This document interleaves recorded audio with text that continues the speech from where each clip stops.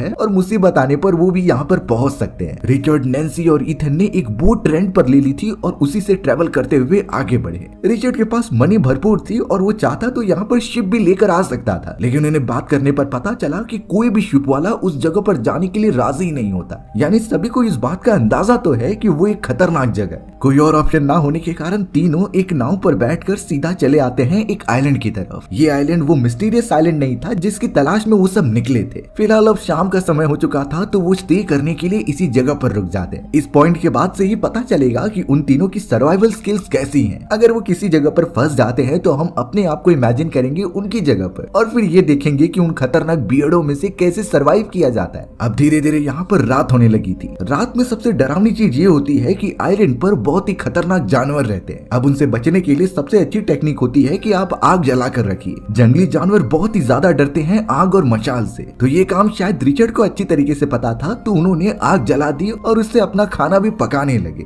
उनकी ये रात बहुत अच्छी तरीके से कटती है, लेकिन उन्हें पता था कि सुबह उन्हें काफी मेहनत करनी है। रिचर्ड, नैन्सी और इथेना पानी में पहुंच जाते हैं और दूसरी तरफ वही आइलैंड मौजूद था जहाँ पर उन्हें जाना था और उस प्लेस को ढूंढना था। उस आइलैंड और बीच की दूरी बहुत ज्यादा होती है, तो उन्हें तैर के जाना ही सही लगा। इसीलिए वो बड़ी हिम्मत करते हैं और तीनों किसी भी तरीके से पानी में तैरने लगते हैं। कई देर तक वो तैरते ही रह गए और थोड़ी देर के अंदर उस आइलैंड पर भी पहुंच जाते हैं। उस आइलैंड की चौड़ाई बहुत ही ज्यादा थी जो बड़े पैमाने पर फैली होती है, लेकिन मैप में भी यहाँ पर अच्छे से दिखाई नहीं दे रहा था कि इस आइलैंड पर वो हेवन वाली जगह कहाँ पर है। हो सकता है कि ये बीचों बीच हो और उन्हें काफी लंबा सफर तय करना होगा। अब यहाँ इन चीजों के बारे में ज्यादा ना सोचते हुए वो तीनों एक्सप्लोर करते हुए आगे बढ़ने लगे। थोड़ी देर तक ट्रेवल करने के बाद अचानक उन्हें कुछ तो पौधे दिखाई दिए।